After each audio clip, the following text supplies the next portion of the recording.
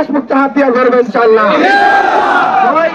বলতেছি, ওসিকে বলতেছি, আজকের বক্তব্য মিডিয়াতে করা হচ্ছে, আপনাদেরকে বলতেছি এই সন্ত্রাসী কার্যক্রম যদি বন্ধ না করেন আমরা বাধ্য যদি 10 জন নিয়ে ওদের বাড়িতে আমরা ঘেরাও করবো,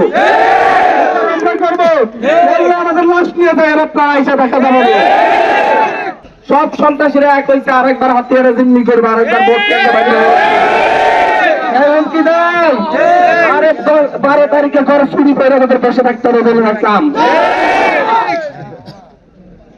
ব্যাংকলিকার কোন আদেশ কোন কেন্দ্র বানতে পারো দেখুন, কি দেখতে পারবেন না?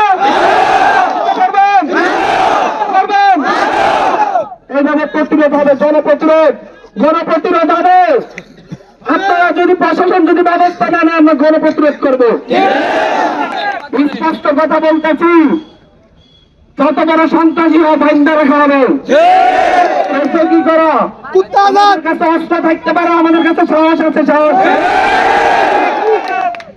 প্রশাসন যদি ব্যবস্থা না নেয় এই সন্ত্রাসীদের বিরুদ্ধে আমরা অতি দ্রুত প্রত্যেকটা বাড়ি ঘেরাও করবো। প্রশাসনকে অস্ত্রগুলো আমরা উদ্ধার করে হাতে তুলে দিব।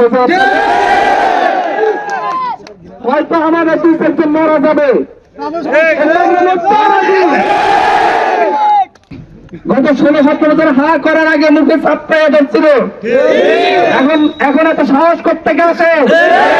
সেদিন তো যখন মিছিল একটা বাইর করতে বললাম 5 তারিখের পরে 6 তারিখে একটা মিছিল পর্যন্ত বাইর করার সাহস পায়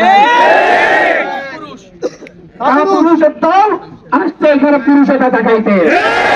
খাইতে হইলে কামলা দিয়ে খাইতে হইব, সন্ত্রাসী করে খাওয়ান যাইতো না। সামনে এটা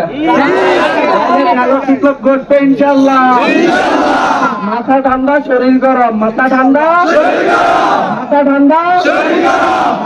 আমরা এই সন্ত্রাসীদের বিরুদ্ধে রাজি আছি না?